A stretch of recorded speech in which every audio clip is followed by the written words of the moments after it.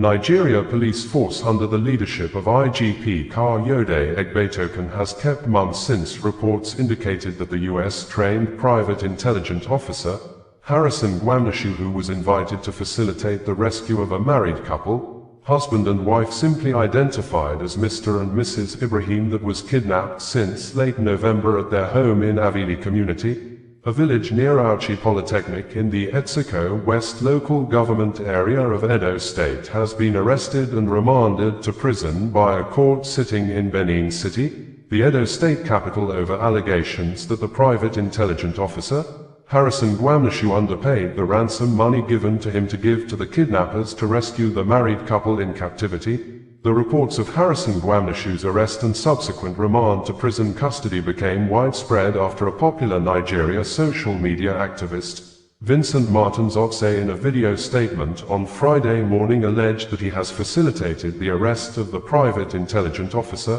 Harrison Gwamnishu, for allegedly removing 5.4 million naira from the total amount given to him by the victim's family to help pay as ransom to the kidnappers. This occurred after the sting operations Gwamnishu had prepared the ransom money for was probably aborted after a man, whose real names may be Oshio Rima Job Asgeme, leaked, revealed and exposed the planned sensitive security information online.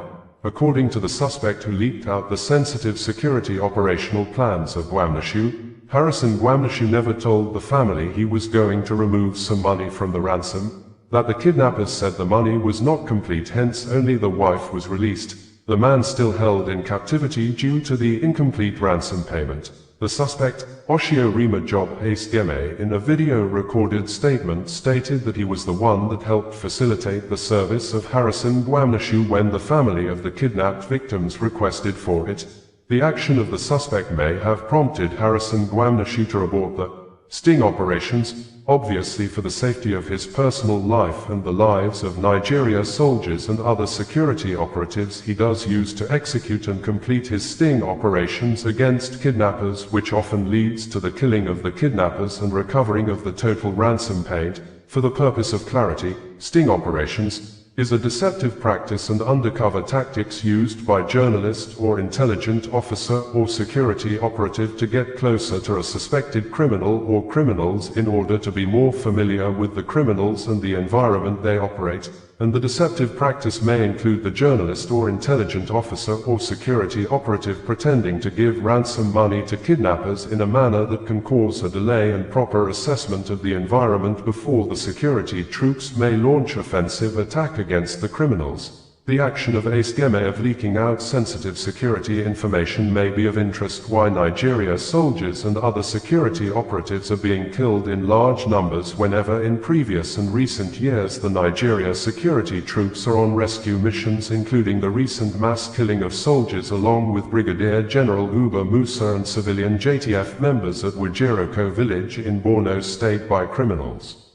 We are convinced that if Mr. Asgeme and the family of the kidnapped victim, Nigeria's prominent music icon, innocent Idibia a.k.a. Two-Face Idibia, has cried out for help after domestic violence he had with his new wife, Natasha, during social media live stream organized by Daddy Freeze on Monday over allegations and video evidence that surfaced online showing Two-Face Idibia being arrested with the two of his hands handcuffed at the back in London due to altercations he had with his new wife, Natasha.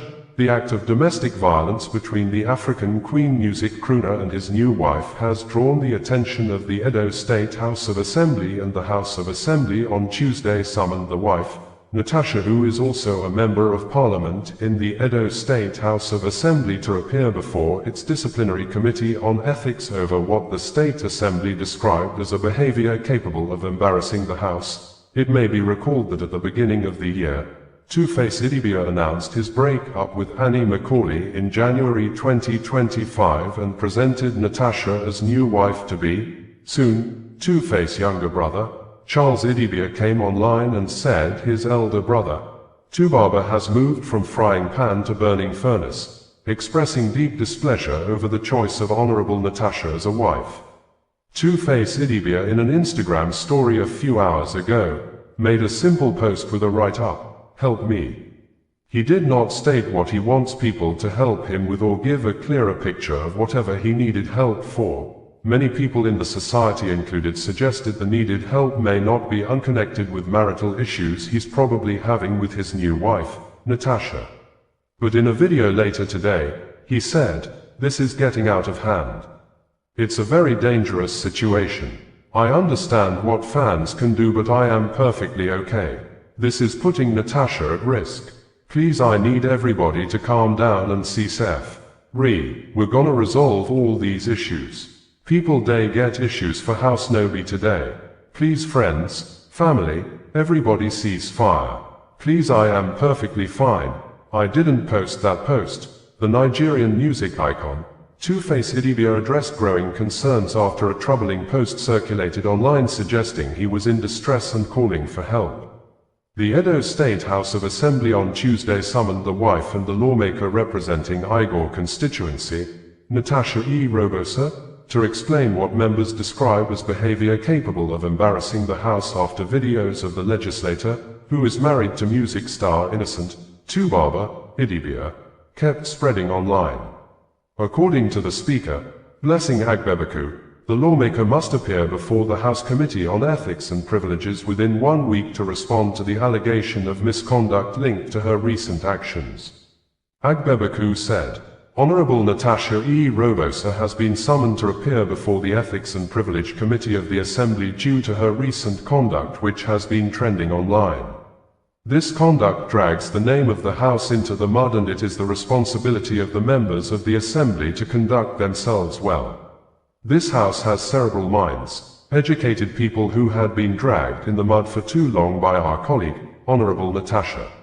She has been trending on social media and television. Presidency under the command and control of President Bola Ahmed Tinubu has said that if the ex-president of Nigeria, Olusegun Obasanjo, wished to help in addressing apparent worsening security situations in the West Africa country, Obasanjo must first acknowledge the past failures that allowed terrorists to gain a foothold, and then support ongoing efforts, not undermine them. The presidency, through the Office of the Special Advisor to the President on Media and Communications, Sunday Dare, stated this few days ago in reactions to the statement of Obasanjo that Nigerians have rights to call on international community's intervention if the government can no longer protect them, stating that the terrorists also kill people of other religions should not be an excuse. This, Obasanjo said while he was speaking at a Christmas carol event in Jos, Plateau State, after President Donald Trump of the United States, U.S. had raised alarm of what the U.S. president described as Christians' genocide in Nigeria and threatened to send U.S. troops to Nigeria if the killing of Christians continued by the suspected Islamic terrorists.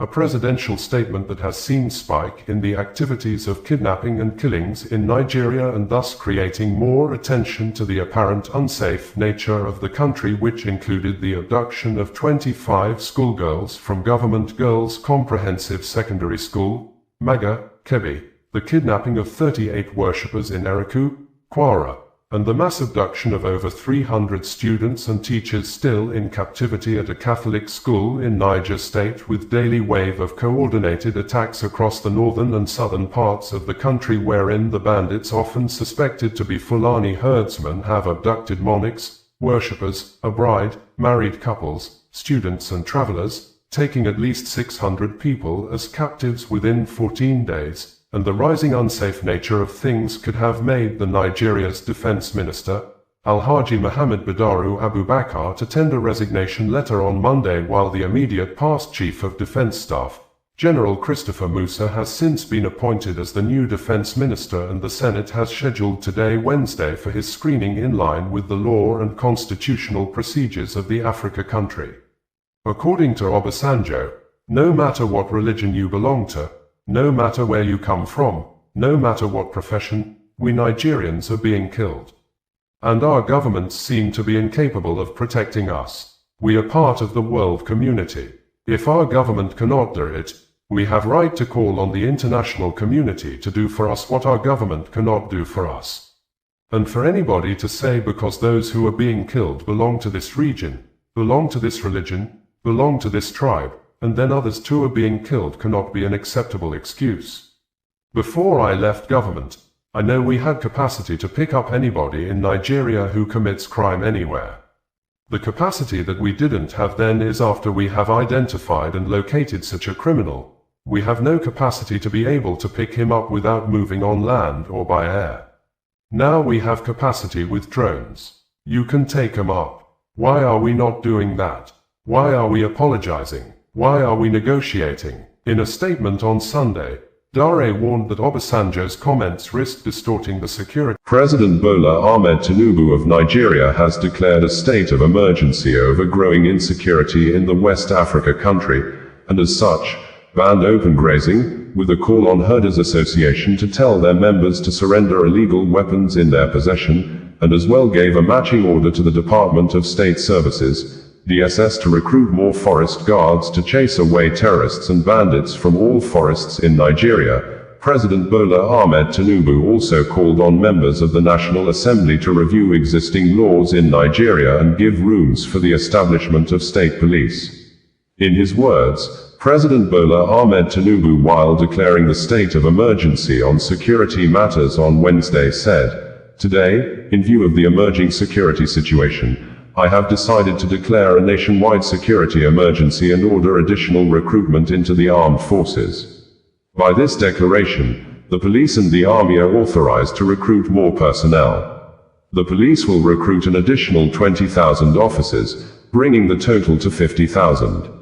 Although I had previously approved the nationwide upgrade of police training facilities, the police authorities are, by this statement, authorized to use various National Youth Service Corps camps as training depots. The officers being withdrawn from VIP guard duties should undergo crash training to debrief them and deliver more efficient police services when deployed to security-challenged areas of the country. The DSS also has my authority to immediately deploy all the forest guards already trained to flush out the terrorists and bandits lurking in our forests. The agency also has my directive to recruit more men to man the forests. There will be no more hiding places for agents of evil. My fellow Nigerians, this is a national emergency, and we are responding by deploying more boots on the ground, especially in security-challenged areas. The times require all hands on deck. As Nigerians, we should all get involved in securing our nation. Let me take this moment to commend our security agencies for working together to secure the release of the 24 schoolgirls in Kebbi and the 38 worshippers in Kwara State. We will continue to sustain the efforts to rescue the remaining students of Catholic school in Niger State and other Nigerians still being held hostage. To the leadership and rank and file of our armed forces, I commend your courage and your sacrifice. This is a challenging moment for our nation and for the military institution itself. I charge you to remain resolute, to restore peace across all theaters of operation, and to uphold the highest standards of discipline and integrity. There must be no compromise, no collusion, and no negligence. The Nigerian people are counting on you, and this administration will provide the support you need to succeed. In addition, our administration will support state governments which have set up security outfits to safeguard their people from the terrorists bent on disrupting our national peace. I call on the National Assembly to begin reviewing our laws to allow states that require state police to establish them. States should rethink establishing boarding schools in remote areas without adequate security.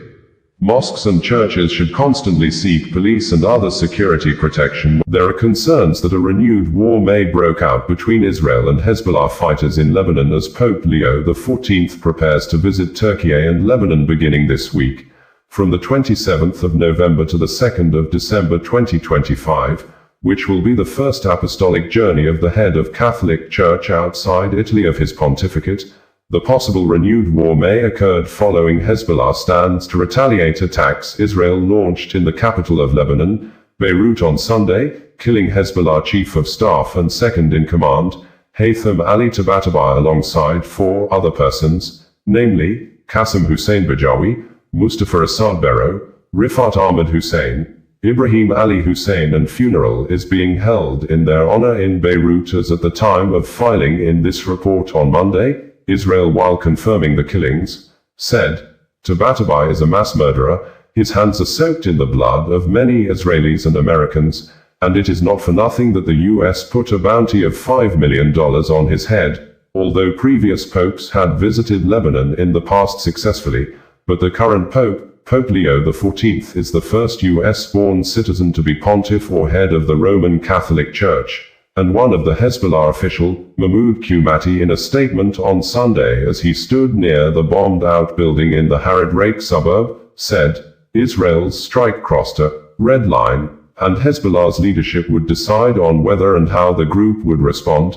The Hezbollah, while confirming Tabatabai's death, said, Tabatabai, the great jihadist commander, who had worked to confront Israeli enemy until the last moment of his blessed life, ascended as a martyr in sacrifice for Lebanon and its people following a treacherous Israeli attack on Harid Rake area in Beirut's southern suburb.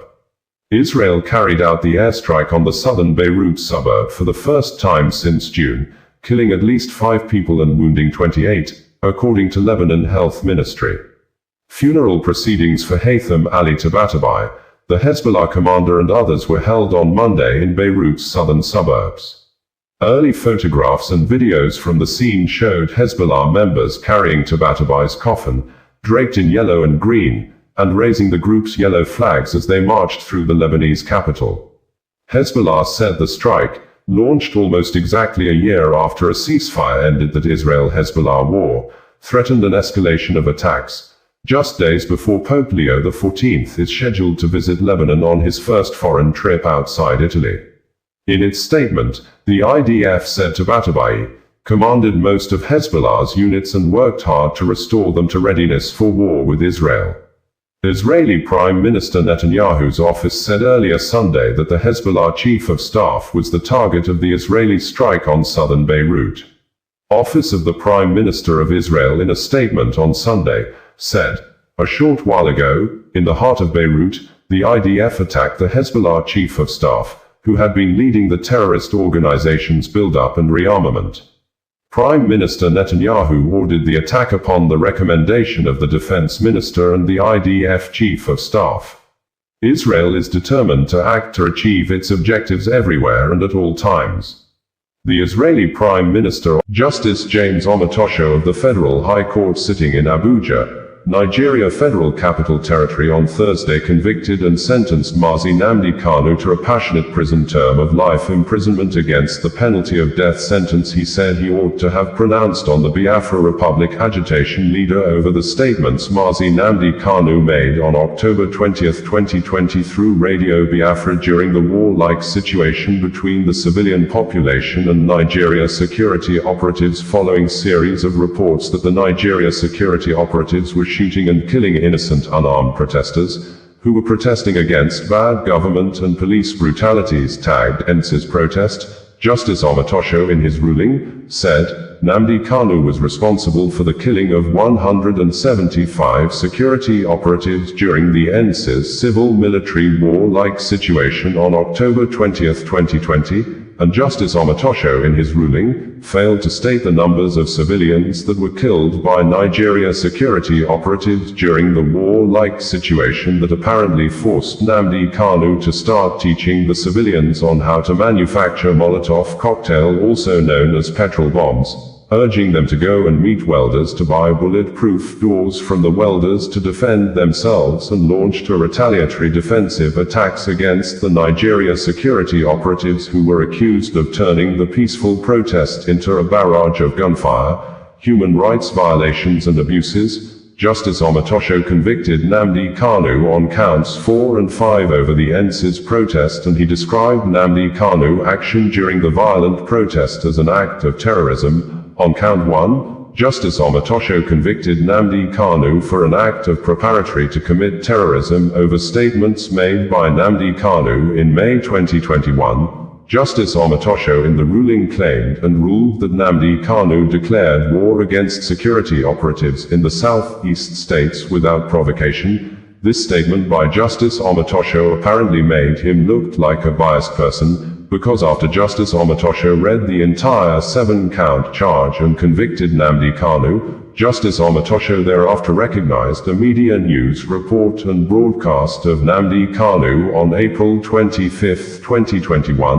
wherein Nnamdi Kanu vowed to avenge the killing of Obasanjo, the then head of Eastern Security Network, ESN, by a combined team of Nigeria security operatives led by the Nigerian Army under the command of former Chief of Army Staff, late Lieutenant General Taurid Lagbaja, who was then the General Officer commanding GOC 82 Division. The Nigerian Army insisted in its report that Obasanjo was killed during exchange of gunfire with the security operatives, but Nnamdi Kanu rejected the claim and repeatedly stated that Obasanjo was killed in his sleep and the killing was a pure case of assassination by the federal government of Nigeria as a way to weaken the people of southeast states and deny them the ability to be able to establish the Eastern Security Network, ESN, to defend themselves against Boko Haram terrorists and expansionist foreign Fulani invaders from different countries like Mali, Gambia, Senegal, Nigerian Republic and Chad that were advancing from the northern part of Nigeria. Bringing you the news in a more digital way.